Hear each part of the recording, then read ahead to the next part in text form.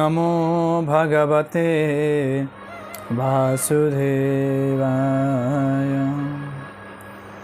ॐ नमो भगवते वासुदेवाय।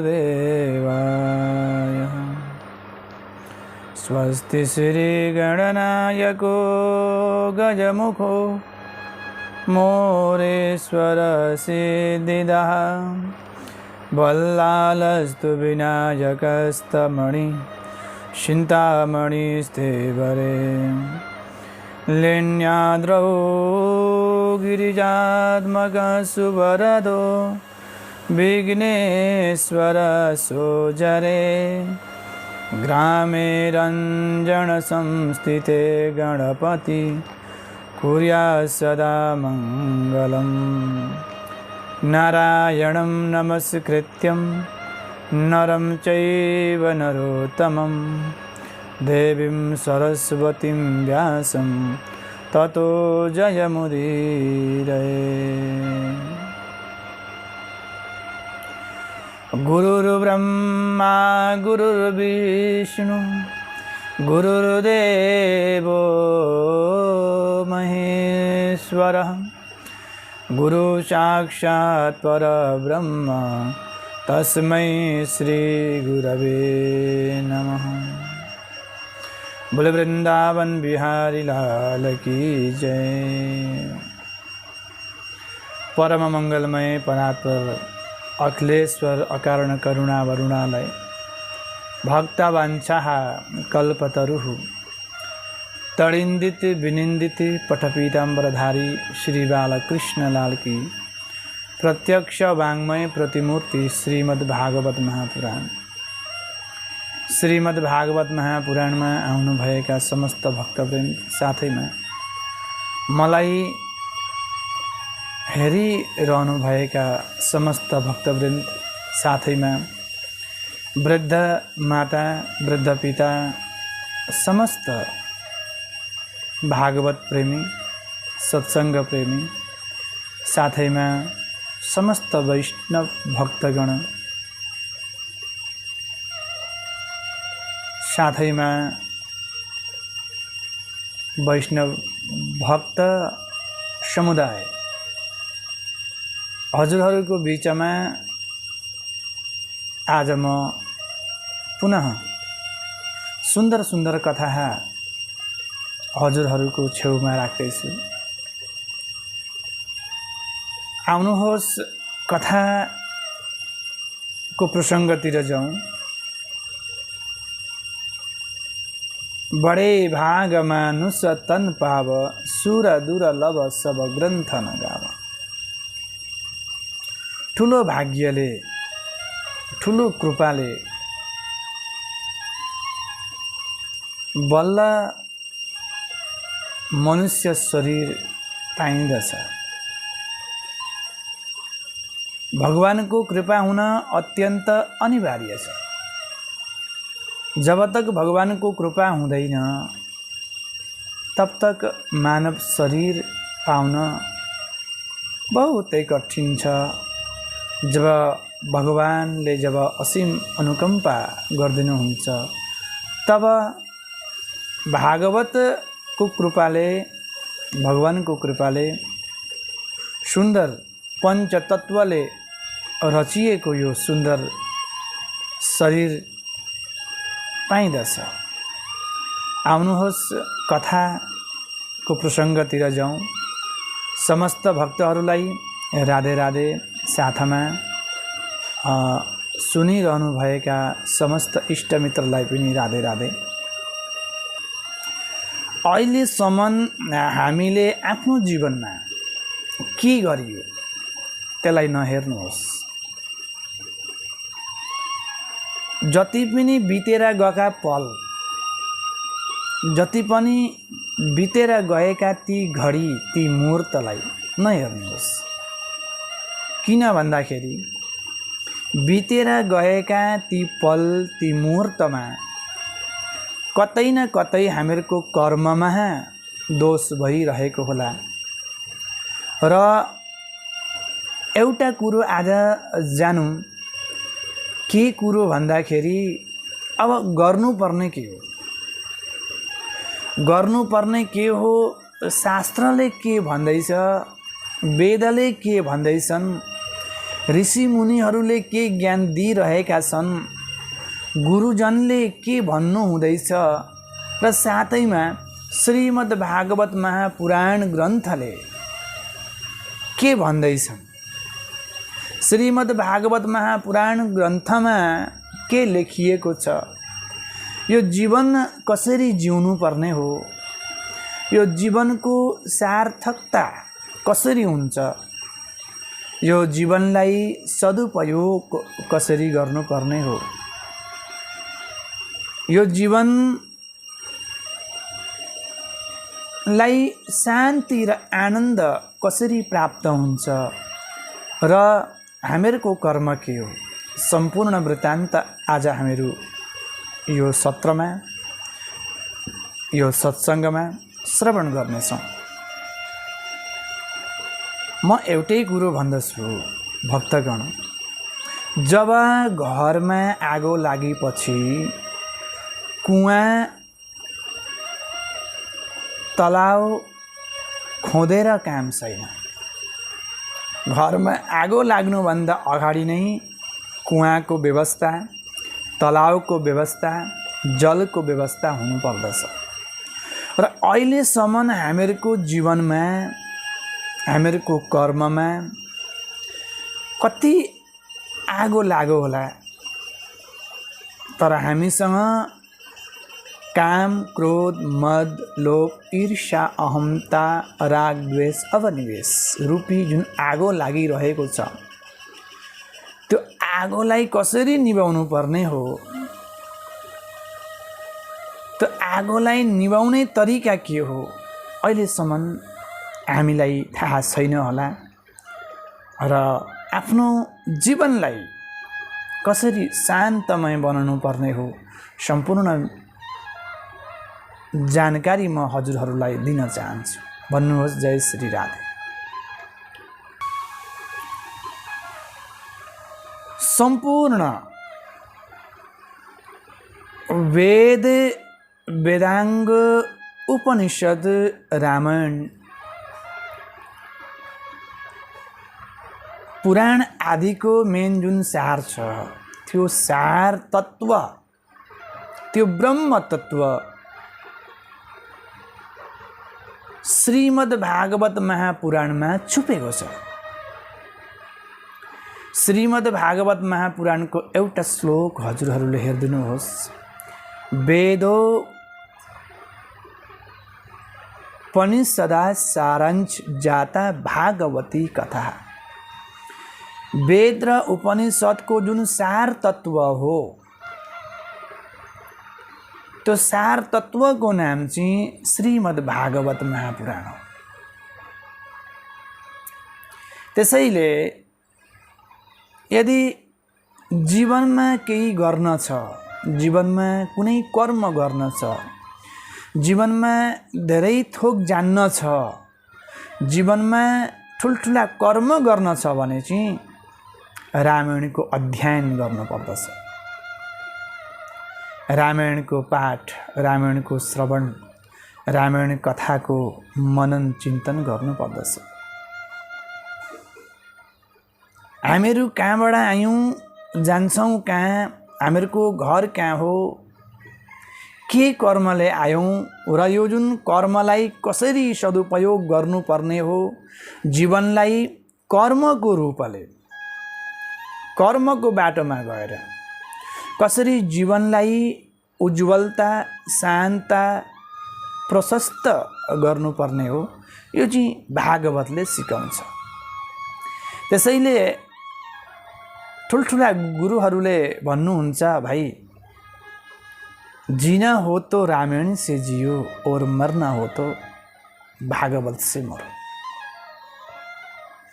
यो संसारमा जति पनि जीवहरूको उत्पत्ति भएको छ, चाहे दुई खुट्टे पशु हुन्, चाहे चार खुट्टे पशु हुन्, चाहे एकै खुट्टे पशु हुन्, यो संसारमा जति पनि जीव छन् आएका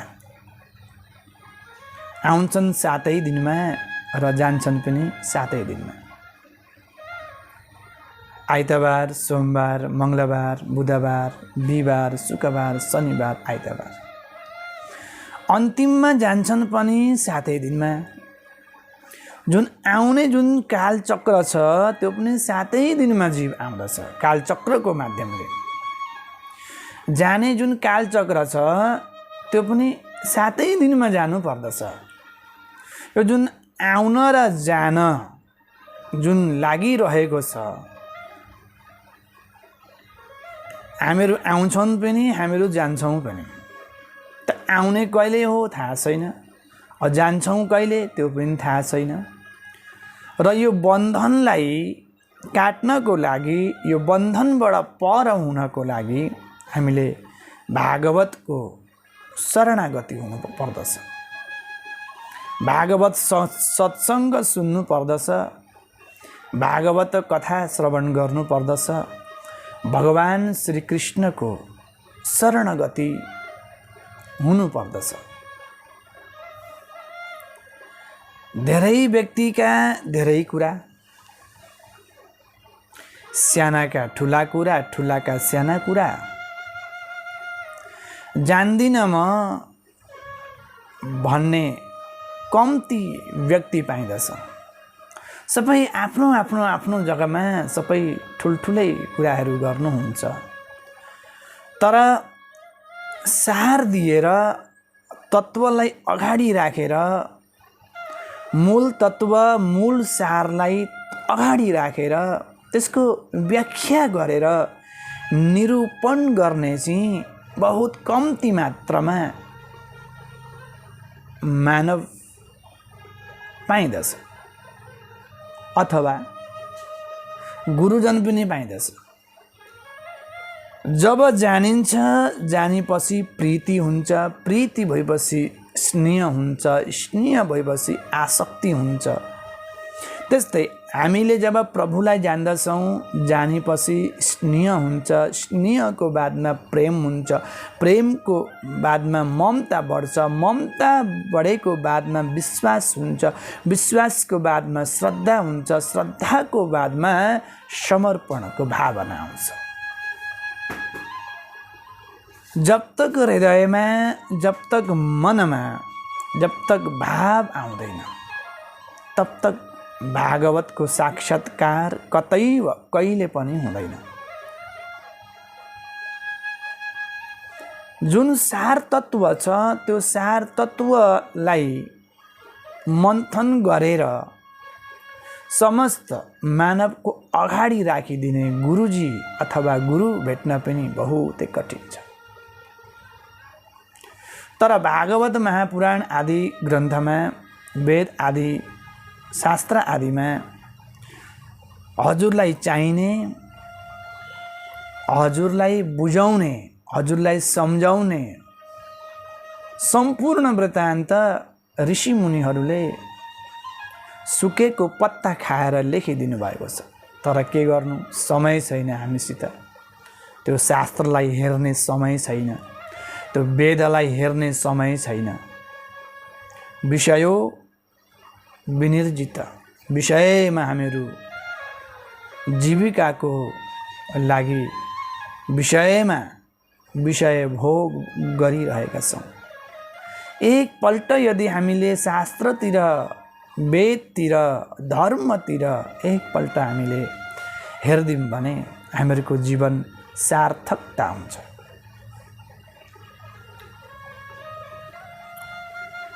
जन्मेपछि एक न एक दिन देहलाई त्याग गर्नु पर्दछ। तर त्यो देहभित्र बसिरहेको जसलाई हामीहरू आत्मा भन्छौँ अथवा परमात्मा भन्दछौँ, त्यो आत्मालाई चाहिँ चिन्न अत्यन्त जरुरी छ। किन भन्दाखेरि जीवनको सार्थकता, जीवनमा आनन्दता, जीवनमा शान्तिता कहिले प्राप्त हुन्छ भन्दाखेरि जब हामीलाई जब हामीहरू चिन्दछौँ, म को हुँ, कहाँदेखि आए, मेरो घर कहाँ हो, मेरो जाने स्थान कहाँ हो। जब हामीहरू यो विषयलाई जब हामीहरू चिन्दछौँ, जान्दछौँ, तब हजुरको मनमा एउटा तरङ्ग आउँछ। त्यो तरङ्गको नाम शान्ति हो, त्यो तरङ्गको नाम आनन्द हो, त्यही आनन्दको नाम, त्यही शान्तिको नाम परमात्मा हो। भन्नुहोस् राधे राधे। यो जीवनमा हामीहरू धेरै कर्महरू गर्छौँ, तर जे पनि कर्म हामीहरू गर्दछौँ त्यो कर्म भोगेर, सुख दुःख सबै भोगेर एक न एक दिन हामीहरू जानु पर्दछ। अजम्बरी बुटी त कसले पनि खानुभएको छैन होला। सबैलाई थाहा छ एक दिन जानुपर्ने हो, यो मेला हो। सानोलाई पनि थाहा छ, ठुलोलाई पनि थाहा छ, मूर्खलाई पनि थाहा छ, विद्वानलाई पनि थाहा छ, ज्ञानीलाई पनि थाहा छ, तपस्वीलाई पनि थाहा छ। सम्झाउनु पर्ने त म देख्दिनँ, सबैलाई थाहा छ। तै पनि शास्त्रको माध्यमले हजुरहरूको बीचमा सन्तजन आएर, गुरुजन आएर अथवा पण्डित आदि आएर व्यास गद्दीमा बसेर बार बार त्यही कुरा गर्नुहुन्छ, बाबु एक दिन त जानुपर्छ, सत्कर्म गर, सद्धर्म गर, कुसङ्गमा नजाऊ, कुबाटोमा नजाऊ, सत्यम वद, प्रिय वद, प्रेम से रहो, सबको एक दृष्टि से देखो। सभी लोग तो यही कहते हैं।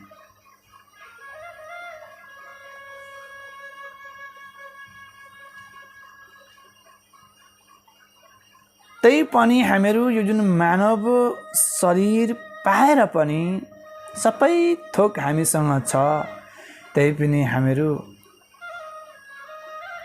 कमिलाले गुण देख्दाखेरि जसरी कमिलो गुणको शक्तिमा, त्यो मिठास शक्तिमा भुल्लिन्छ, त्यस्तै हामीहरू पनि यो संसारको मिठासमा, विषय भोगको मिठासमा हामीहरू डुबिरहेका छौँ।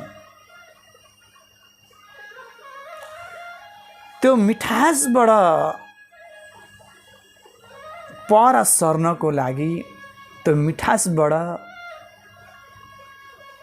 मुक्तिको लागि अथवा त्यो मिठासको बन्धनदेखि मुक्तिको लागि शास्त्रले यही भन्नुहुन्छ, वेदले यही भन्दछन्, भाइ मिठाई त खाऊ तर आसक्ति हुनुहुन्न। कामको मिठास, क्रोधको मिठास, रागको मिठास, विषय भावको मिठास, विषय वासनाको मिठास लिन अत्यन्त जरुरी छ मेरे प्यारे हो, तर त्यसमा आसक्ति हुनु हुँदैन। आसक्ति अगर हामीहरू भयौँ भने त गुण कतिखेर पग्लिन्छ, मिठाई पग्लेर त्यो कमिलो त्यहीँ रहन्छ, त्यसको देहान्त हुन्छ। त्यसैले आसक्ति राख्नु कतै कुनै विषयमा हुँदैन। आसक्ति यदि राख्नै छ भने प्रभुको चरणमा, त्यही यो मुक्तिको धाम, त्यही यो मोक्षको धाम। भन्नुहोस् राधे राधे। अहिलेको जुन पिँढी छ, जुन चलिआएको जुन श्रृङ्खला छ, पिँढी छ, के तपाईँ भन्न सक्नुहुन्छ अहिलेको पिँढी कुन मार्गमा गइरहेको छ? धेरै कथा हामीहरू सुन्दछौँ, धेरै ज्ञानका चर्चा पनि हामीहरू सुन्दछौँ, दान धर्म पनि हामीहरू गर्दछौँ, व्रत आदि पनि हामीहरू गर्दछौँ। हामीमा त्यो संस्कार छ, हामीहरू गर्दछौँ। तर मलाई एउटै कुरो जसका परिरहन्छ, अहिले हाम्रो जुन पिँढी छ, यो पिँढी कतातिर लागिरहेको छ? यो पिँढीमा के हुँदैछ?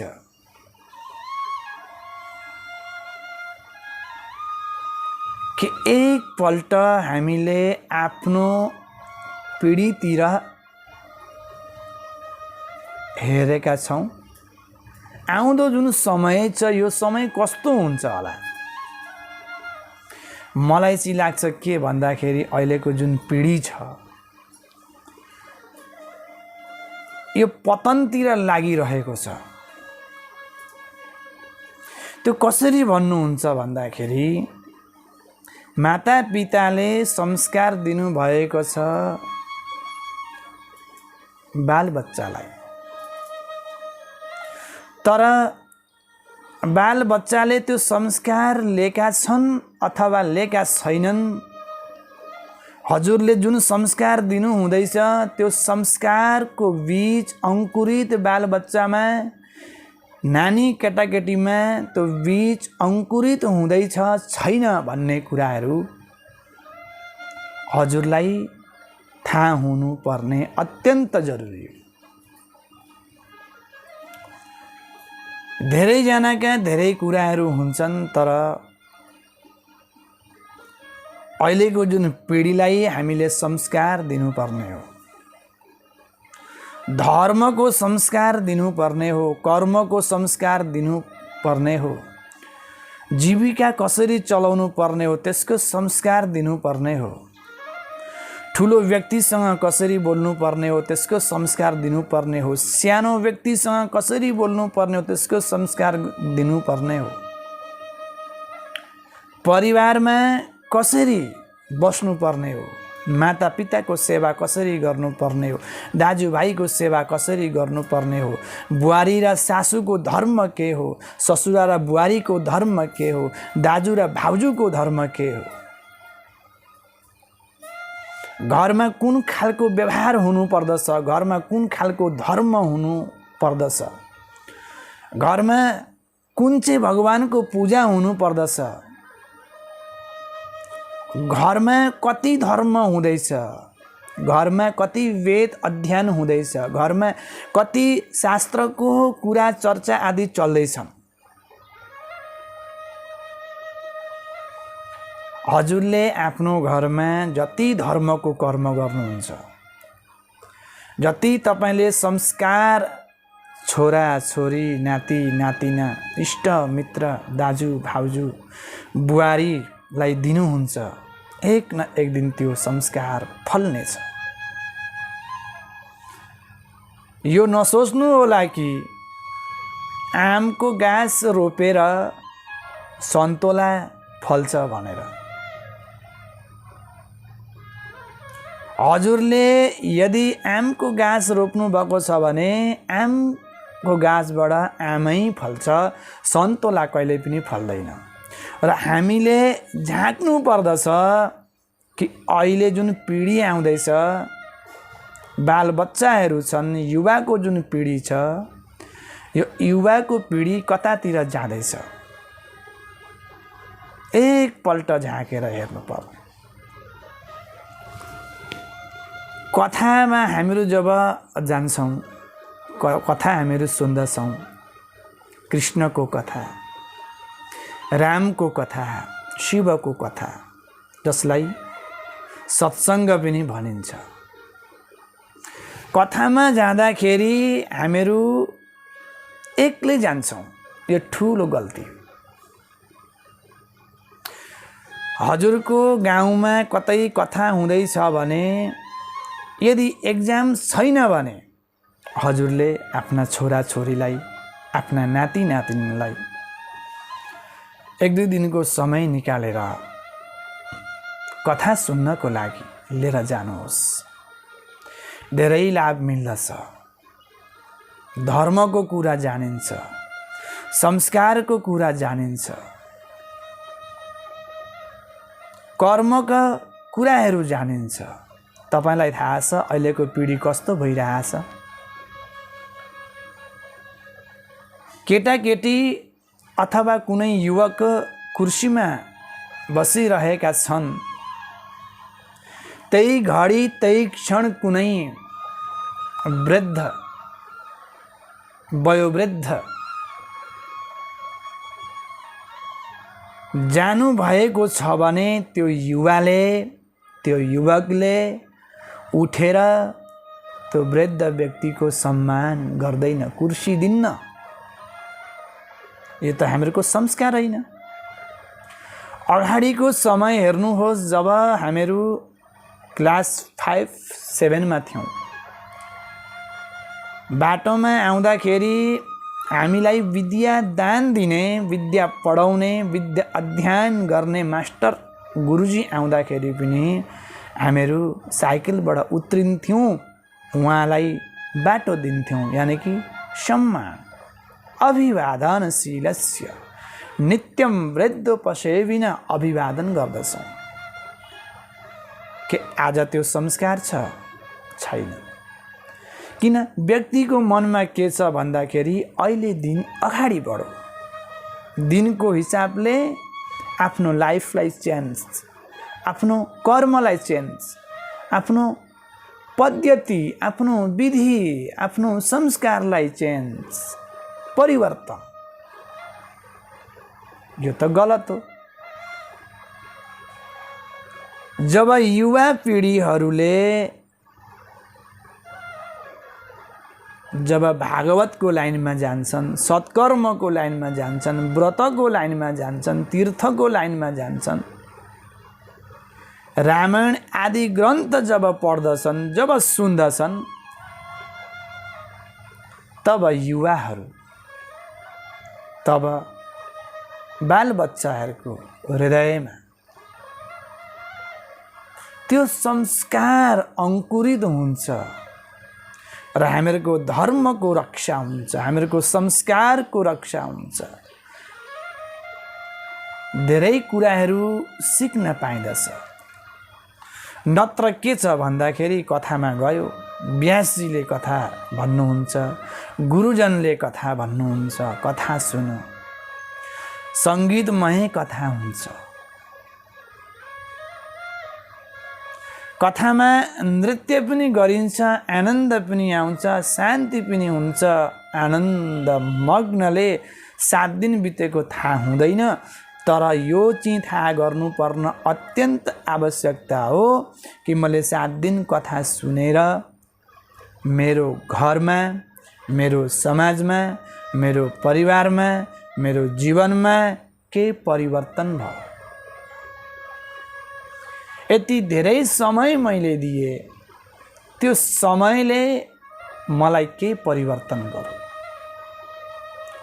कथा गर्नुहुन्छ, सत्कर्म गर्नुहुन्छ, दान पुण्य गर्नुहुन्छ, परिवर्तनै भएको छैन। कमिलाको जस्तो गुण देखो, गुणमा आसक्ति भयो, गुण जब पान गर्न थालो, त्यसले त्यसको रस जब लिन थालो, लिँदा लिँदै त्यो जुन गुण पग्लियो, अन्तिममा कमिलो त्यही अड्कियो र अन्तिममा उसको अधोपतन त्यही भयो। त्यस्तै हामीहरू कथा पनि सुन्छौँ, मग्न भएर कथाबाट बाहिर निस्किनु पर्दछ। कथाबाट के सुने? जीवनमा कति सार्थकता छ, जीवनमा कुन कुन चीज चाहिँदो रहेछ, आदि आदि कुराहरू कथामा सुन्न पाइन्छ। ती कथा जुन श्रवण गरिन्छ, त्यो श्रवण गरेर मनन गर्ने हो, आफ्नो जीवनमा त्यसलाई उतार्ने हो, अनि मात्रै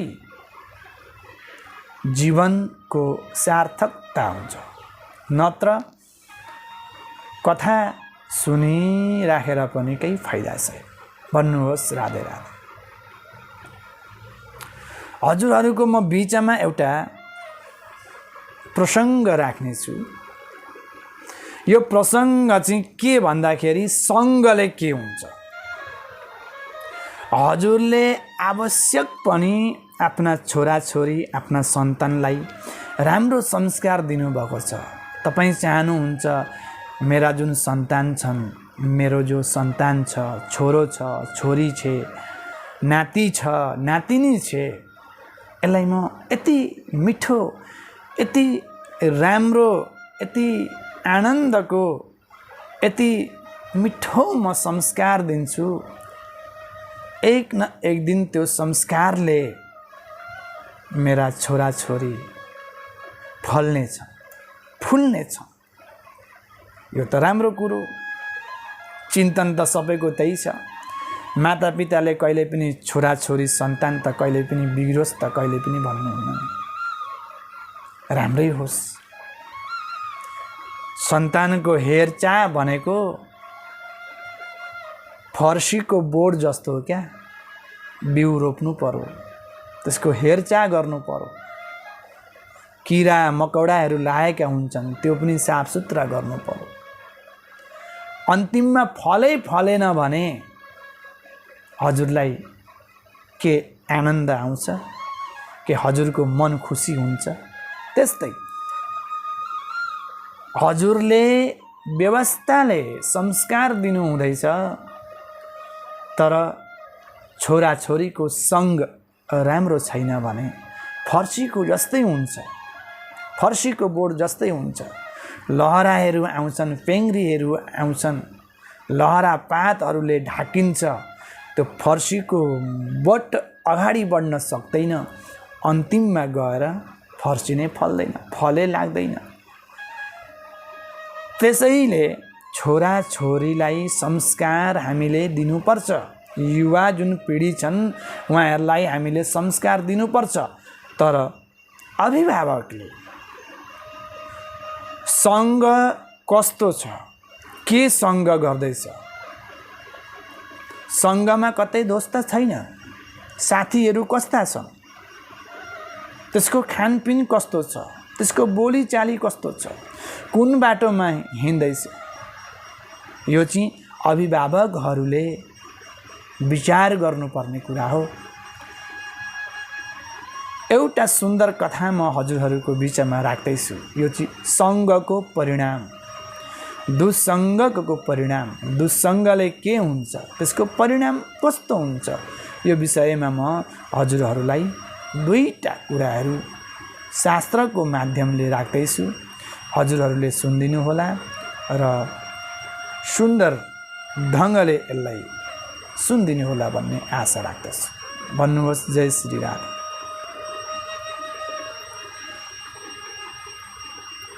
परीक्षितले प्रश्न गरे आफ्ना गुरुजीलाई, हे गुरुजी, धेरै मिठो, धेरै स्वादिष्ट, रसवैसह रसमय हजुरले कथा सुनाउनु भयो। मेरो मन अत्यन्त आनन्दित भयो, मेरो जुन शरीर छ अत्यन्त पुलकित भयो, मेरो हृदय गदगद भयो। गुरुजी, हजुरलाई म एउटा प्रश्न गर्न चाहन्छु। यो कथाले के असङ्गमा डुबेको व्यक्ति जसको कर्म राम्रो छैन, जसको धर्म राम्रो छैन, जसले आफ्नो जीवनमा धर्म कर्मै गरेको छैन, धर्म कर्मै जानेको छैन, मठ मन्दिर नै जाँदैन, के त्यस्तो व्यक्तिले पनि यो कथा, यो सत्सङ्ग श्रवण गरे भने के त्यस्ता खालका व्यक्तिको पनि के मुक्ति हुन्छ र? त्यस्ता खालका व्यक्तिलाई पनि के मोक्ष पाउँदछ र?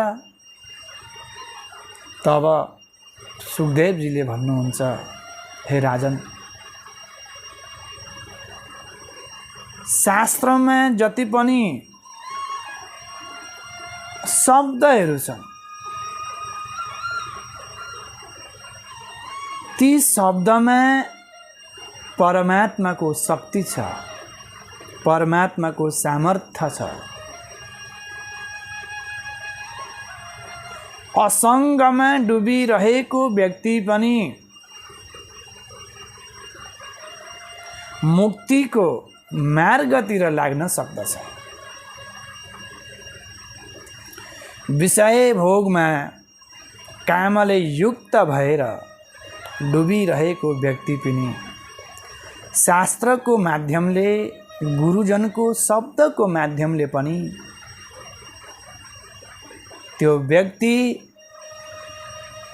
मोक्ष मार्गतिर लाग्न सक्दछ। यसमा त्यो सामर्थ्य छ। शास्त्रमा परीक्षित त्यो सामर्थ्यता छ। परीक्षितले भन्नुहुन्छ, हे गुरुजी, त्यसो भएदेखि मलाई हजुरले सुन्दर रूपले व्याख्या गराएर सम्झाएर मलाई बुझाएर मेरो मनले के चाहन्छ, कुन चाहिँ शब्द चाहन्छ, मेरो कर्णले, मेरो कानले कुन चाहिँ शब्द सुन्न खोज्दैछ भन्ने कुरा, हे गुरुदेव, हजुरलाई थाहा छ, हजुरले भनिदिनुहोस्। तब सुखदेवजी भन्नुहुन्छ, हे राजन, कान्यकुब्ज नगरमा एकजना ब्राह्मण थे। ती ब्राह्मण चाहिँ ब्रह्मणो ब्रह्मवित्तमः। ती ब्राह्मण चाहिँ ब्रह्मलाई जान्ने, ब्रह्म तत्त्वलाई जान्ने, ब्रह्म तत्त्वलाई जान्ने, ब्रह्म तत्त्वको निरूपण गर्ने त्यस्ता ती ब्राह्मण थे। ब्राह्मण नैष्ठिक ब्रह्मचारी पालन गर्ने थे। ब्रह्म मुहूर्तमा जागरण, आफ्नो सन्ध्या वन्दन, पाञ्चयनको पूजा, शिवजीको पूजा, विष्णुको पूजा, वैष्णवजनको पूजा, गौ माताको पूजा, पितृको पूजा,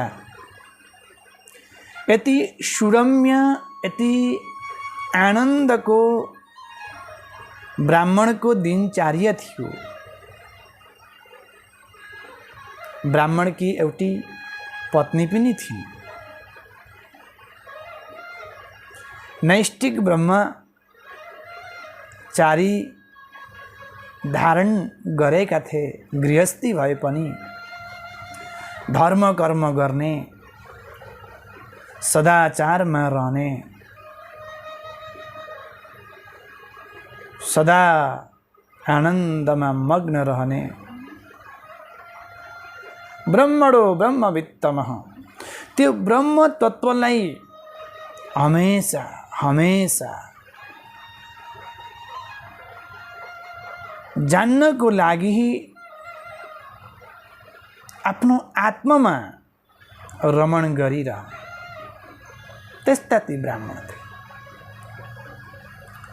ब्राह्मणकी श्रीमती पनि सुशीला थिइन्।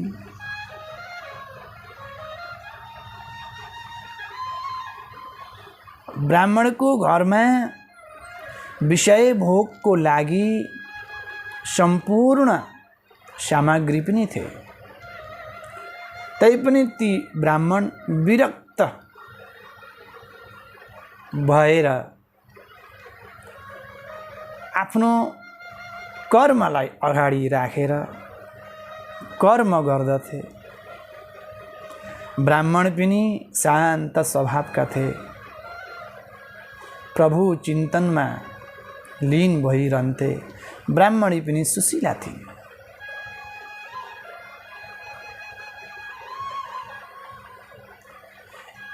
ब्राह्मणको घरमा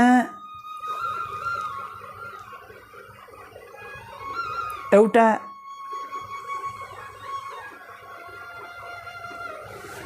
सुन्दर सुरम्य वातावरण सधैँभरि भइरहन्थ्यो। ब्राह्मणको हृदय पनि गदगद हुन्थ्यो। किन? प्रत्येक दिन ब्राह्मणको भोज हुन्थ्यो, प्रत्येक दिन सन्तको भोज हुन्थ्यो, प्रत्येक दिन आफ्नो हातले दान दिइरहन्थे, प्रत्येक दिन गौ सेवा भइरहन्थ्यो, प्रत्येक दिन अतिथि सेवा भइरहन्थ्यो। भगवानले कृपा गर्नुभएको थियो, धर्म कर्म धेरै गर्दथे। तर भगवानको इच्छा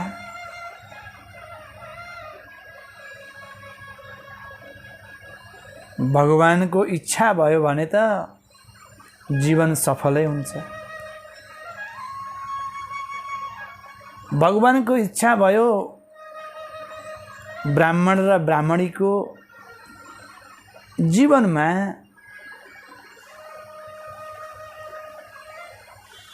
भगवानको कृपाले गर्दाखेरि एउटा सन्तान भएछ। ब्राह्मण पनि प्रसन्न भए, ब्राह्मणी पनि प्रसन्न भए। अहिलेसम्म हामीहरू 2 जना थियौँ, अब त 3 जना भयौँ, एउटा छोरो पनि भयो। अब त अझै आनन्द भयो। आफ्नो घरमा कतिखेर आनन्द हुन्छ, कतिखेर सुख हुन्छ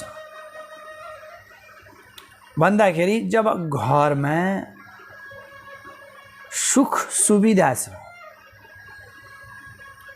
घरमा धर्म पनि छ, अर्थ पनि छ, काम पनि छ, मोक्ष पनि छ, त्यो घरमा सुखै सुख हुन्छ। त्यो घरमा आनन्दको लहर बगिरहन्छ। हामीहरूको पनि घर छ। अब हामीहरू आफ्नो घरलाई एकपल्ट हेरौँ। गृहस्थी जीवन, हामीहरू जुन घरमा बसिन्छ त्यसलाई गृह भनिन्छ। के हामीहरूको घरमा धर्म छ? धर्म त छ पक्कै पनि। धर्म भएर मात्रै हुँदैन नि, के धर्म गरिन्छ। धर्म हामीहरू के घरमा धर्म त हामीहरू गरिन्छ, तर कति गरिन्छ? धर्म थोरै गरिन्छ या धेरै गरिन्छ? धर्म सबसे अगाडि हामीहरूको घरमा धर्म हुनुपर्छ। जहाँ धर्म छ त्यहाँ अर्थ आउँछ, लक्ष्मी आउँछ। लक्ष्मी आएपछि काम आउँछ, काम आएपछि मोक्ष हुन्छ। र हामीहरू के गर्नु पर्यो हामीहरूले भन्दाखेरि घरमा धर्म पनि गर्नु पर्यो, धर्मको बाटोतिर पनि जानु पर्यो, धर्म कर्म पनि गर्नु पर्यो, अर्थतिर पनि जानु पर्यो, त्यो अर्थलाई सदुपयोग पनि गर्नु पर्यो, काम पनि गर्नु पर्यो, तर काममा आसक्ति हुनुहुन्न। यदि हामीहरू काम उपभोग त गर्दछौँ तर त्यसमा आसक्ति हामीहरू गर्दछौँ भने हामीहरूको पतन निश्चित छ। तर यी ब्राह्मणको घरमा चाहिँ, यी ब्राह्मणको जीवनमा चाहिँ, यी ब्राह्मणको हृदयमा चाहिँ धर्म, अर्थ, काम, मोक्ष चतुर्विधा रहेछ। जुन घरमा धर्म छ भने, जो व्यक्तिले धेरै धर्म गरेको छ भने, जो व्यक्तिले धेरै पुण्य गरेको छ भने, जसको कुलले, जसको परिवारले, जसको खानदानले, जसको नाति नातिनाले, जसको दाजुभाइले धेरै धर्म गरेको छ भने त्यो धर्मको फल के हो? अर्थ, लक्ष्मी। लक्ष्मी यानी वैभव। त हामीले विचार गर्नु पर्यो हामीहरूको घरमा के धर्म हुँदैछ के अर्थको लागि के हामीहरू अगाडि बढ्दैछौँ? अर्थ कताबाट आउँदैछ? सद्मार्गबाट आउँदैछ या असत मार्गबाट आउँदैछ? त्यो पनि हेर्न अत्यन्त जरुरी छ। तर धर्म अर्थ काम चतुर्विध मोक्ष यो त हामीलाई चाहिन्छ, तर सद्मार्गबाट हुनुपर्दछ, सच्चिन्तनबाट हुनुपर्दछ। ती ब्राह्मणको घरमा हेर्नुहोस् कति आनन्द छ होला। भगवानको लीला, दैवको खेल अचम्मको छ। हजुरले आफ्नो जीवनमा देख्नु पनि भयो होला, सुन्नु पनि भयो होला, अथवा पढ्नु पनि भयो होला। कसैको घरमा धेरै व्यक्ति हुनुहुन्छ, छोरा छोरी नाति नातिना, खानदान ठुलो छ, तर अन्नको कमी छ भने जस्तो छैन। कसैको घरमा अन्न धेरै छ, तर खानेवालाको कमी छ। यो त दैवको माया हो। तर यी ब्राह्मणको घरमा चाहिँ सबै थोक छ। खानेवाला पनि छ, खिलाउनेवाला पनि छन्, दिनेवाला पनि छन्, बटाउनेवाला पनि छन्, दान गर्नेवाला पनि छन्। यी ब्राह्मणको घरमा धर्म पनि छ, अर्थ पनि छ, काम पनि छ, मोक्ष पनि छ भने जस्तो परिवार चलिरहेको छ। ब्राह्मणले अराको श्रीमतीले मानिरहेकी छिन्। श्रीमतीको अनुसरणले घर चलिरहेको छ। श्रीमान र श्रीमतीको अनुसारले छोरो पनि बढिरहेको छ। घरमा कुनै विषयको, कुनै चीजको अभाव छैन। त्यो घरमा त सुखै सुख होला। विचार गर्नुहोस् कति आनन्द थियो। ती ब्राह्मणले आफ्ना जुन छोरा थिए जसको नाम रहेछ अजामिल, यति राम्रो संस्कार दिएका थिए ती ब्राह्मणले।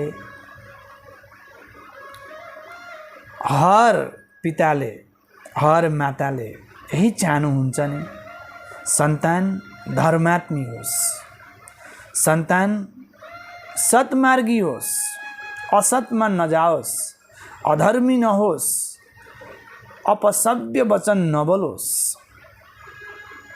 हर मातापिताले चाहनुहुन्छ।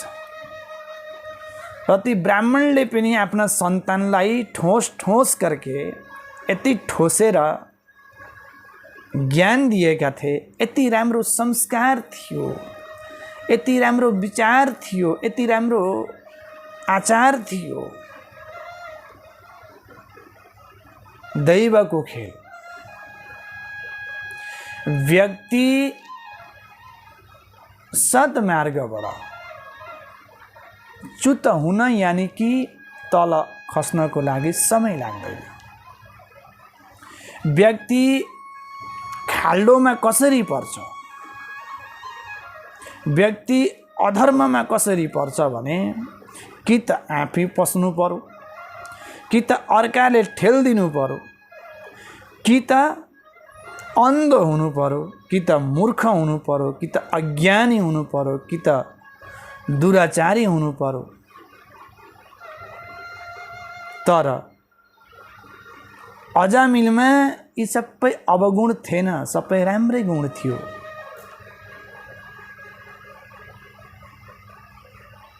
आज अजामिल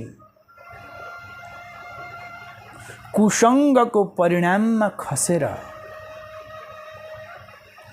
यति ठुल्ठुला गर्ने नगर्ने, जान्ने नजानेको पाप अजामिलले आफ्नो जीवनमा गरे। यो के को प्रभाव भन्दाखेरि भक्तगण, यो चाहिँ आफ्नो प्रारब्ध र आफूले गरेको कर्म र विशेष सङ्गको प्रभाव। अब दुःख पाए भनेर प्रारब्धलाई कहिले कोस्नुहुन्न, सुख पाए भनेर आफ्नो भाग्यलाई कहिले पनि कोस्नुहुन्न, रोग पाए भनेर कहिले पनि आफ्नो कर्मलाई दोस्नुहुन्न। यो संसार चलाइरहनु भएको, विश्व ब्रह्माण्डलाई चलाइरहनु भएको प्रभु ईश्वर जगदीश्वर, जसलाई परमात्मा भनिन्छ, यो त उहाँकै खेल हो। बिना इच्छाले पत्ता पनि हल्लिँदैन, हावा पनि लाग्दैन, प्रभुको इच्छा। आज अजामिल सङ्गको दोषले तल जा। पिताजीको जुन दिनचर्या थियो, प्रातःकाल उठ्नु, सन्ध्या वन्दन गर्नु, गौ सेवा, पितृ सेवा, धर्मको सेवा, ब्राह्मणको सेवा, अतिथिको सेवा, नित्य हवन। जुन घरमा नित्य हवन हुन्छ नि, त्यो घरमा कहिले रोग हुन्न, त्यो घरमा कहिले अधर्म हुँदैन, त्यो घरमा सदा सर्वदा वंशको वृद्धि, सदा सर्वदा पितृको आशिष वचन, सदा सर्वदा लक्ष्मी आएर बस्छिन्, सदा सर्वदा त्यो घरमा सुख, समृद्धि, ऐश्वर्य, अणिमा, गरिमा, लगिमा, महिमा, तृप्ति, काम्य, प्राप्ति आदि अष्टसिद्धि आएर बसेका हुन्छन्। जुन घरमा नित्य प्रति गायत्रीको हवन अथवा शिवजीको हवन अथवा विष्णु मन्त्रको हवन, हजुरले जुन मन्त्रले हवन गर्नुहुन्छ, नित्य प्रति नैष्ठिक हवन, यति सुख सम्पत्ति थियो। आज अजामिलका जुन पिताजी हुनुहुन्थ्यो,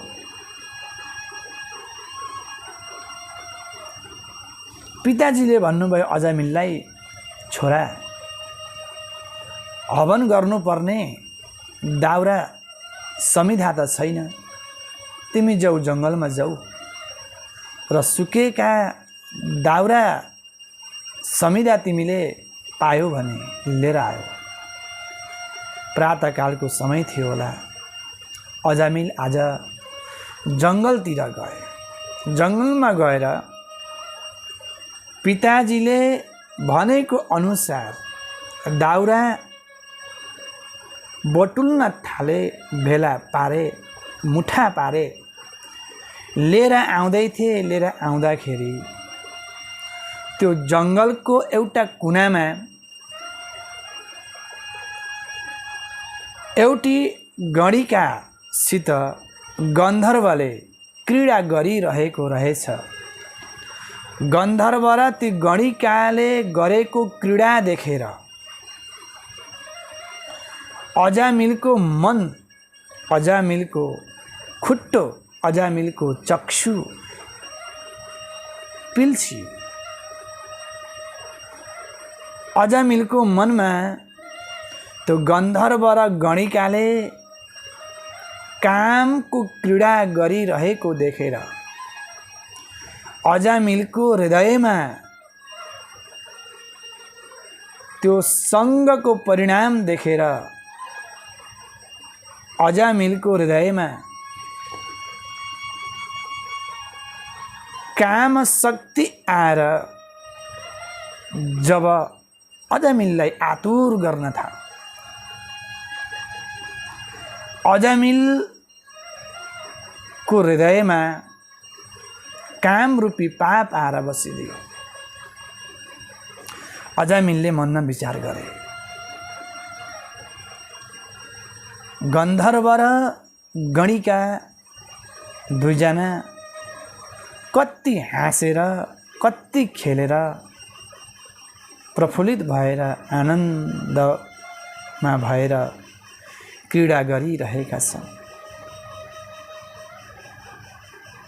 यो पो हो जीवन। अजामिलले गन्धर्व र गणिकाको त्यो क्रीडा, काम क्रीडा हेरिरहे। हेर्दा हेर्दै चक्षुदेखि, आँखोदेखि गणिकाको क्रीडा देखेर आँखामा त्यो रस जब रसायित भएर जब आँखामा जब कामको ज्वर भाटा आयो, अजामिल विमुग्ध भएर त्यो काममा डुब्न लागे। भन्नुहोस् राधे राधे। हेर्नुहोस्, व्यक्ति बिग्रिन कति समय पनि लाग्दैन।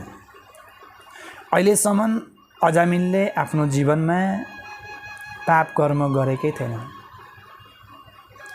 ऊ पनि नैष्ठिक ब्रह्मचारी, नैष्ठिक गृहस्थी भएर आफ्नो जीवन, आफ्नो जीविका चलाइरहेका थिए। तर जङ्गलमा आए, गन्धर्व र गणिकाको त्यो सङ्ग देखेर, त्यो कुसङ्ग देखेर अजामिलको मनमा, अजामिलको आँखामा कामको ज्वरा भाटा रूपी असङ्गले प्रवेश गर्यो। अजामिलको मन बिग्रियो। मन बिग्रिन बन्धुको कति पनि समय लाग्दैन। मन के हारे हार है, मन के जीत जीत, मन मिलावे राम सो, मन करे फजीत। यो मनलाई ठुलो पार्नुहोस्, सुखै सुख छ। यो मनलाई सानो पार्नुहोस्, धेरै चिन्ता गर्न थाल्नुहोस्, दुखै दुख छ। यो मनलाई हर्षित आनन्दित पार्नुहोस्, त्यही मुक्ति हो। यो मनलाई दुखित शोकातुर गर्नुहोस्, पार्नुहोस्, त्यही नरक हो। त्यसैले गुरुजनले भन्नुहुन्छ, मन के हारे हार है, मन के जीत जीत, मन मिलावे राम सो, मन करे फजीत। आज अजामिल काममा पीडित भएर, असङ्गको दोषले पीडित भए हेरिरहेका छन्। गणिकाले जब यो दृश्य देखिन् परबाट, गणिकाले इसारा गरिन्, अजामिलले पनि इसारा गरे होला। गन्धर्व त क्रीडा गरेर आफ्नो लोकतिर गए। अजामिलले आफ्नो शिरदेखि टाउकामा राखेको दाउराको भारी समिधा फ्याँकिदिएर छेउमा गएर भने, देवी तिमीको हो। तिमी यति राम्री, तिम्रो मुस्कान यति मिठो, तिम्रो सुन्दरता यति राम्रो, लाखों कामदेवको जुन आकर्षण शक्ति, मोहित हुने शक्ति तिमीमा छ। तिमी पक्कै पनि कुनै ठुलो खानदानकी होलो। तिम्रो रूप देखेर म मुग्ध भइसकेको छु। यति राम्री रहेछिन् ती गणिका, लावण्यवती को रूप तिम्रो रहेछ। अजामिलले गणिकाको प्रसङ्ग जब भन्न थाले, तिमी कति राम्री, तिम्रो बोली, तिम्रो वचन, तिम्रो हेराई, तिम्रो हेर्ने तरिका अत्यन्त मिठो रहेछ। म त मुग्ध भए तिमी देखिन्। तब गणिकाले भनिन्, होइन, म साधारण स्त्री पनि होइन, म त गणिका हुँ। जसले धन दिन्छ म त्यहीसित जान्छु। जब धन खत्तम हुन्छ म फेरि अरूसित जान्छु। मलाई त केवल धन चाहिन्छ, जसले मलाई धन दिन्छ म त त्यसैकै हो। जब धन खत्तम हुन्छ, जब सम्पत्ति खत्तम हुन्छ, अनि फेरि म अरू कोहीसँग गइहाल्छु।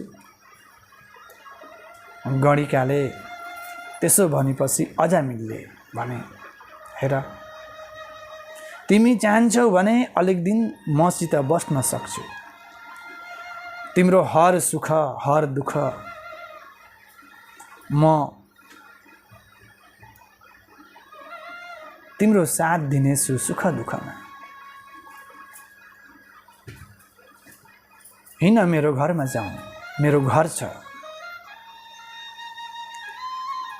अब अजामिल गएका थिए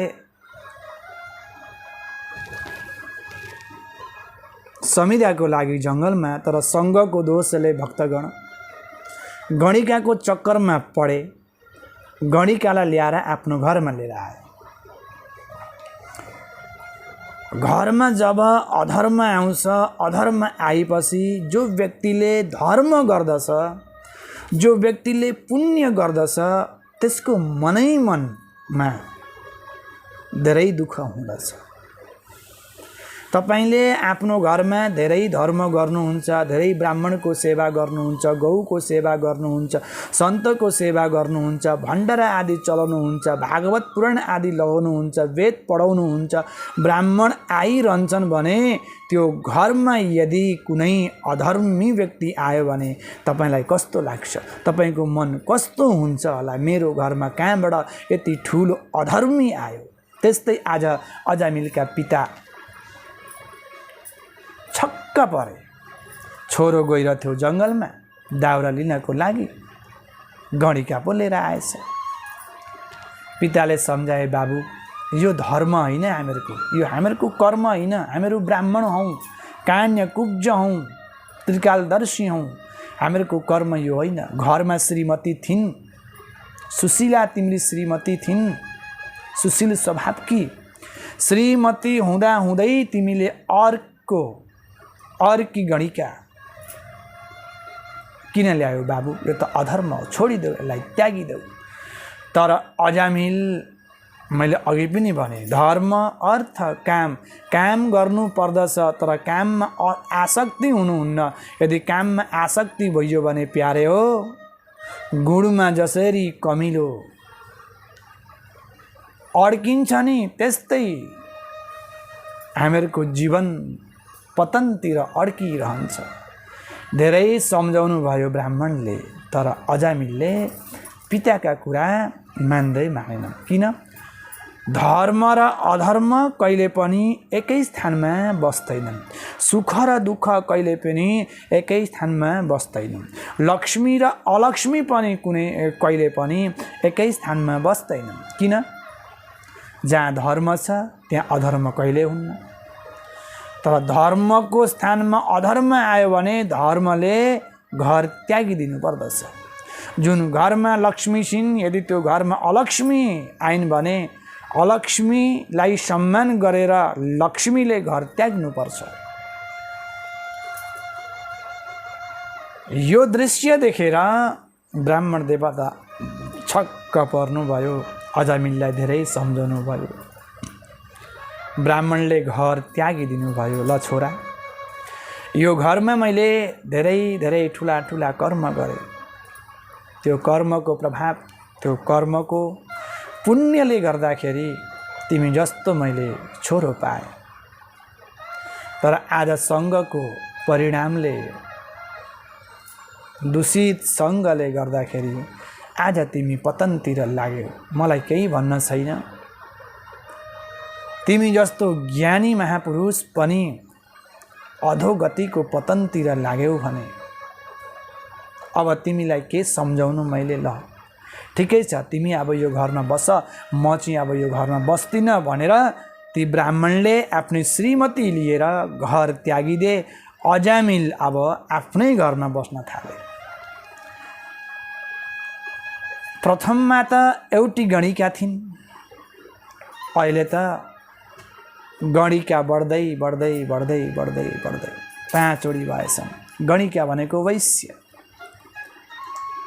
ती गणिक्यालाई केवल वैश्यवृत्तिले धन कमाउन छ। जसले धन दिन्छ ती गणिका यानि कि वैश्य तीसँग गएर बस्दछन्। धन जब सुख हो, धन छैन, माया पनि रहेन, प्रेम पनि रहेन, सम्बन्ध पनि रहेन, ममता पनि रहेन र ती गणिकाले छोडिदिन्छन्। त्यस्तै अजामिलले गणिका आफ्नो घरमा ल्यायो। अब घरमा भन्ने मान्छे त कोही पनि छैन। घरमा कोही लसुन खाने मान्छे हुँदैनन्, लसुन पटक्कै मुन पर्दैन, कसैलाई प्याज मुन पर्दैन, कसैलाई मदिरा मुन पर्दैन, कसैलाई मांसाहारी मुन पर्दैन। तर घरमा जो गार्जेन हुनुहुन्छ, यदि उहाँ धर्मात्मी हुनुहुन्छ भने उहाँले सबैको लागि सबैलाई ध्यान दिएर सबैको चुलो अलग अलग बनाइदिनुहुन्छ, किनकि धर्मको पनि चुलो हुन्छ। तपाईले केही पनि घरमा पकाउनुहुन्छ भने भगवानलाई त अर्पित त गर्नै पर्यो। त्यही भगवान नै धर्म हो। धर्म रूपो हि भगवान। अब अहिले जुन घरमा धर्म कर्म हुन्थ्यो, घरमा सत्सङ्ग हुन्थ्यो, वेदको पाठ हुन्थ्यो, अहिले त्यही घरमा अधर्मै अधर्म छ। न त गायत्री वन्दन छ, न पूजा पाठ छ, न नित्य दान छ, न नित्य हवन छ, न सत्कर्म छ, न वेद अध्ययन छ। अजामिलको संस्कार थियो प्रातःकाल उठेर स्नान गरे, पञ्चपात्र र गौमुखी लिएर माला जप गर्न थाले। गायत्री गणिका आएर यो गायत्री जप गरेर यो माला जप गरेर हुँदैन, मलाई त सुनको चुरा चाहिन्छन्, मलाई त सुनको सौभाग्य चाहिन्छ, सुनै सुन चाहिन्छ, मलाई त सम्पत्ति चाहिन्छ, सम्पत्ति ल्याएर मलाई देऊ, नत्र भने म यहाँबाट जान्छु। अजामिल त्यो काममा पीडित भएकाले गणिकाको सेवा गर्न थाले, चोरी गर्न थाले, डकाइत डाल्न थाले, धेरै पाप भयो, धेरै अत्याचार भयो। पुण्यको प्रभाव हो। हजुरसँग पुण्य छ भने एक न एक दिन सुख जरुर आउँछ। एक न एक दिन हजुरको जीवनमा महात्मा सन्तजनको जरुर कृपा हुनेछ। महात्मा हरिद्वारदेखि घुम्दै घुम्दै घुम्दै अजामिलको घरमा आउनु, प्रभुको इच्छा। त्यो गणिकाले सानामा सत्सङ्ग गरेकी रहेछ क्या र। अजामिलको घरमा जब महात्माहरू आउनुभयो, महात्माहरू आएपछि गणिका छक्क परिन्। मेरो न बोली शुद्ध छ, न मेरो वचन शुद्ध छ, न मेरो कर्म शुद्ध छ, न मेरो परिवारै शुद्ध छ, न मेरो घरै शुद्ध छ, न मेरो अन्नै शुद्ध छ, न मेरो चुलै शुद्ध छ, न मेरो जलै शुद्ध छ। सन्तहरू आए, के दिनु? कुनै पवित्रता छैन। बाहिर आए,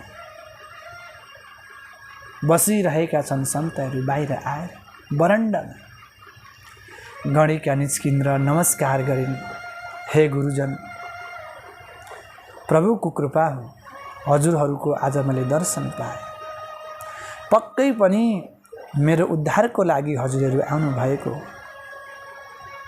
तर मेरो चुलो शुद्ध छैन, मेरो अन्न पवित्र छैन, मेरो कर्म पनि पवित्र छैन।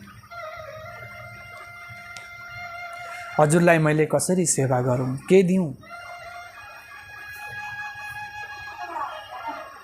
छिटो गरेर भन्नु, नत्र त मेरा जुन श्रीमान छन् नि, जसको नाम अजामिल हो,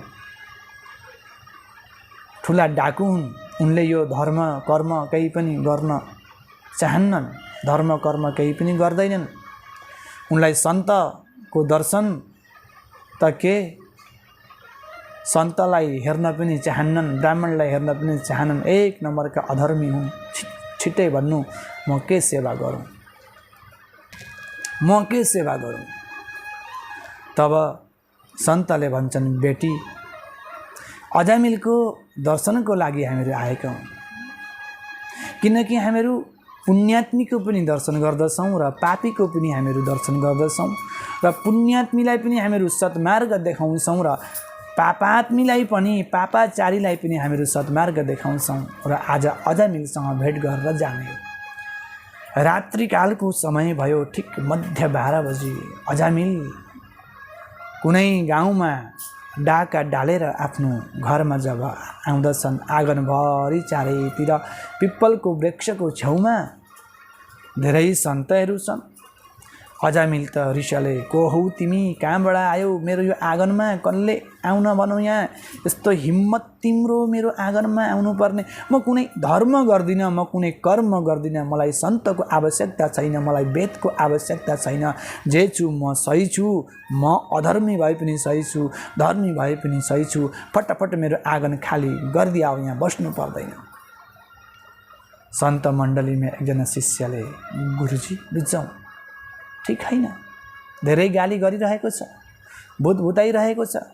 तब सन्तले भने अरे बालक, अरे शिष्य, कसैले हामीलाई गाली गर्यो भने रिसाउनु हुन्न, कसैले फुलको माला लगाइदियो भने खुसाउनु पनि हुन्न, कसैले ढुङ्गो हानो भने पनि खुसाउनु हुन्न। यी जति पनि जीवहरू छन् सबैलाई सत्मार्ग देखाउनुपर्छ।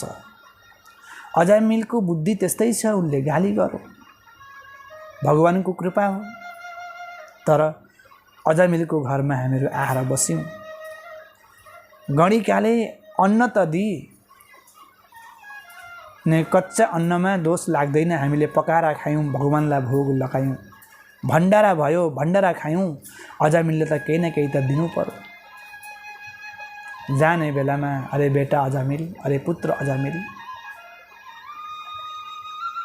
तिमीसँग एउटा कुरा गर्न छ। अजामिलको सँगै राम्रो छैन, विचारै राम्रो छैन, भक्ति नै राम्रो छैन, कर्म नै राम्रो छैन। अजामिलले भने हे सन्त महाराज हो, मलाई केही सुन्न छैन। मेरी श्रीमती धर्मात्मी थिए र उनले अन्न दिएर भण्डारा गर्नुभयो, प्रभुको सेवा गर्नुभयो, म केही पनि दिन्न, मसँग केही छैन। सन्तले भन्छन् बाबु हामीलाई केही चाहिँदैन, हामीहरू लिन आएका होइनौँ, हामीहरू दिन आएका हौँ। सुन, तिम्रा बालबच्चा कति केजना छन्? अजामिलले भने किन चाहियो तपाईँलाई मेरा बालबच्चाको खोजी निन्दा? जे छन् सही छन्, यिनीहरूलाई पालन पोषण गर्ने मै हुँ, सुख दुःखमा साथ दिने मै हुँ, फेरि तपाईँलाई किन चाहियो? होइन अजामिल, दक्षिणा दिन चाहन्छौँ, किनकि हेर हामीहरू जहाँ पनि प्रसाद लिन्छौँ, जहाँ पनि भण्डाराको प्रसाद लिन्छौँ, हामीहरू दक्षिणा दिने गर्दछौँ, हामीहरूको नियम छ। तिमीलाई पनि दक्षिणामा केही दिउँ भनेको, केही दिनुहुन्छ र? मसँग सबै थोक छ, मलाई केही चाहिँदैन। तिमी यो भन, तिम्रा छोराछोरी कतिजना? अजामिलले भने 7 जना। के नाम हो? एउटाको नाम लाटा, एउटाको नाम भाटा, एउटाको नाम फाटा, एउटाको नाम लुङ्गा, एउटाको नाम खोटा, एउटाको नाम लुले। हे प्रभु, सन्तले भने कस्तो नाम राखे। मुक्तिको उपाय त गरिदिनै पर्यो बेटा। अरू पनि सन्तान हुन्छन् भने 6 महिनाको छ, ठिकै छ। यदि यो सन्तान भयो भने तिमीले यो सन्तानको नाम नारायण राखिदिनु। अजामिलले किन राख्छु म? मेरो इच्छा हो, म केही पनि राखौँ, मेरा सन्तान हुन्। गणिकाले भनिन् अरे अजामिल, सन्तलाई पनि त्यसरी भन्छन् र? सन्तको इच्छा छ, दक्षिणा हो, राखिदिउँ न त, के चाहिँ हुन्छ त? नारायण। गणिकाले भनेपछि अजामिलले ठिकै छ, तिमी भन्छौ भने छोराको नाम नारायण राख्नुपर्छ। सन्तहरू गए, समय आयो, सन्तान भयो। सन्तानमा यति आसक्ति, यति प्रेम, यति ममता थियो अजामिलको। दिनमा 1000 पल्ट अरे नारायण, अरे नारायण, अरे नारायण भनेर खेलाउने, घुमाउने। अब त यति धेरै नाम लिन थालो नारायणको, यति धेरै नाम लिन थालो। आया हे सो जाएगा राजा रङ्क फकीर, एक न एक दिन सबैलाई जानुपर्छ। वृद्ध अवस्थाको अजामिल भयो। धेरै पापी थियो, तर प्रभुको नाम दिनमा लाखौँ पल्ट, नारायण बेटा कहाँ हो, नारायण बेटा यहाँ हो, नारायण बेटा सँगै बस, खाली केवल नारायण नारायण। आफ्नो छोरामा आसक्ति, प्रेम। वृद्ध अवस्थाको बेलामा कण्ठ घुरघुराए अवरुद्ध हुन्छ, नाम लिन सकिँदैन। त्यतिखेर प्रभुको सन्तको कृपा थियो, सन्तको आशिष वचन थियो। मर्ने बेलामा अरे नारायण, अरे नारायण मलाई बचाऊ, हेर यहाँ को आएछ, काला काला थुप्रा के आएका हुन्, यहाँ हेर अचम्म अचम्म कहाँ म यहाँ देख्ने नदेख्ने दृश्य देखिरहेको छु, मलाई बचाऊ, मलाई बचाऊ, मलाई बचाऊ। आएका थिए यमराजका दूत पासा लिएर। भगवानका पार्षद आए, यमराजका दूतलाई धक्का दिए। यमराजका दूतहरू यमलोकतिर गए। भगवान श्री विष्णुका पार्षदले अजामिललाई विमानमा हालेर वैकुण्ठ लोकतिर लिएर जान थाले। यो दृश्य उसले सपनामा देख्यो। सपना यानी कि आँखों अगाडि, आफ्नो आँखाको अगाडि यो सपना देखो। भगवान श्री विष्णुका दूतले यमराजका दूतलाई धक्का दिएर साइड हो, को तिमीहरू, यो हामीहरूको स्वामीको नाम लिइरहेको छ नारायण, यो नरक जान पाउँदैन। त्यो दृश्य जब अजामिलले जब देखे, छक्क परे। भगवानका पार्षदले अजामिललाई वैकुण्ठ लोकतिर लिएर जान थाले। यमराजका दूतहरू यमपुरीमा गए। यमराजले भने, अरे तिमीहरू खाली हात आयो, अजामिललाई किन ल्याएनौ? अजामिललाई ल्याउनु पर्ने थियो, तिमीहरू खाली हात आयौ। तब यमराजका दूतले पासा फाँकेर, महाराज माफ गर्नु, अगाडि यो भन्नु कसलाई ल्याउनु कसलाई नल्याउनु। अजामिल जस्तो पापी, दुराचारी, वैश्यमा रत, गणिकामा रत, अधर्मी, कुसंगी, कुमार्गी, कुलालची,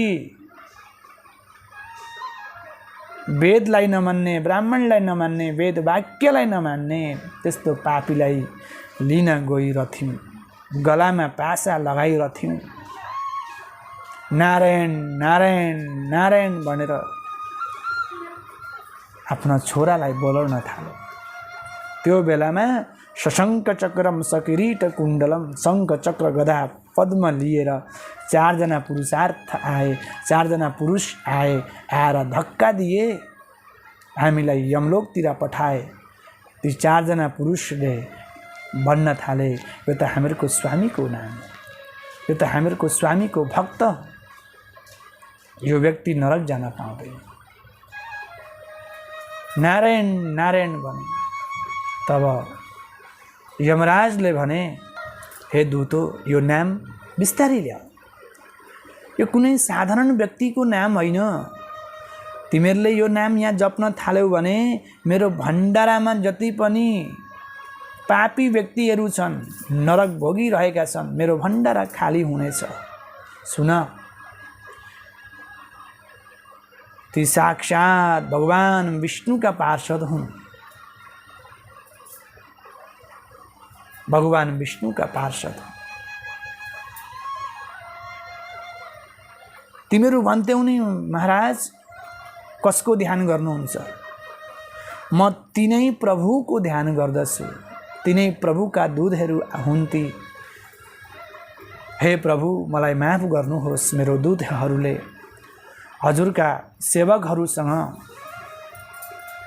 व्यवहार सही गर्न सकेनन् होला, म माफ चाहन्छु। यमराजले पनि प्रणाम गरे। तब यमराजका दूतहरू भन्दछन्, प्रभु यो भन्नु, यो नरकमा कसलाई ल्याउनु कसलाई नल्याउनु, तपाईको नियम के छ? कस्ता खालको व्यक्तिलाई लिएर आउनु? तब यमराजले भन्छन्, जिह्वाग्र, जसको जिह्वामा भगवान श्रीरामको, कृष्णको, प्रभुको, विष्णुको, शिवको नाम हुँदैन, जसको जिब्रामा धर्म हुँदैन, जसको जिब्रामा पुण्यको शक्ति हुँदैन, धर्मको शक्ति हुँदैन, जसले भगवानको सत्सङ्ग गर्न सक्दैन, जसले भगवानको वेद वेदान्त आदि सुन्न चाहन्न, जसले शास्त्रको कुरा सुन्न चाहन्न, जसले धर्मको कुरा सुन्न चाहन्न, जो कथामा आएर सुतिरहन्छ, जसले कथा सुन्दैन, त्यस्ता खालका व्यक्तिलाई लिएर आउनु। तब नियम बन्यो। अब यो कथाले हजुरले के बुझ्नुभयो भन्दाखेरि पापी व्यक्ति पनि भगवान विष्णुको नामले तर्दो रहेछ। त्यहाँदेखि नियम भयो, यमराजका दूतहरूले वैष्णव भक्तको छेउमा अरू दूतलाई कहिले पनि पठाउँदैन। जो वैष्णव भक्तहरू हुनुहुन्छ, जो कृष्णका प्रेमी हुनुहुन्छ, जो रामका प्रेमी हुनुहुन्छ, जो धर्मको प्रेमी हुनुहुन्छ, ती प्रेमी व्यक्तिको छेउमा यमराजका दूतहरू कतै वा कहिले पनि आउँदैनन्। जसले कथा सुन्दैन, जसको जिब्रामा प्रभुको नाम हुँदैन, जसले धर्म गर्दैन, त्यस्ता खालका व्यक्तिलाई चाहिँ यमराजले भन्नुभएको छ, आदेश दिनुभएको छ, तिमीहरू गएर पासामा बाँधेर आङ्कुशले हान्दै लिएर आऊ। यो हो सङ्घको कथा। त्यसैले आफ्नो जीवनमा आवश्यकता छ सङ्घको। हामीहरू छोराछोरीलाई राम्रो संस्कार दिन्छौँ, तर जीवनमा अलिकति असङ्ग भइदियो भने फेरि अजामिलले पनि त जीवनमा पिताबाट धेरै संस्कार सिकिरहे, धेरै विचार पनि सिकिरहे। अलिकति गल्तीले गर्दाखेरि कुसङ्गमा डुबे, कुमार्गमा रत भए, मन खण्डित भयो, अन्तिममा अधोगति गए। तर साधुको सङ्ग भयो, साधुले नारायण नाम राखिदिए। त्यही नारायण रूपी सङ्गले गर्दाखेरि अजामिलको पनि मुक्ति भयो। र हामीले पनि आफ्ना बालबच्चालाई, आफ्ना युवकहरूलाई, आफ्ना नाति नातिना, आफ्ना परिवार, आफ्ना दाजुभाइलाई पनि राम्रो यो कथा सुनाऊँ, राम्रो विचार दिउँ, राम्रो सङ्ग गरौँ। सङ्गको परिणाम राम्रो हुन्छ। यदि हामीले आमको वृक्ष लगायौँ भने सन्तोला कहिले पनि फल्दैन, आमको वृक्षमा आमै फल्छ। यसैको साथमा जय श्री राधे, जय श्री कृष्ण। कृष्णाय वासुदेवाय हराय परमात्मने प्रणतक्लेशनाशाय गोविन्दाय नमो नमः।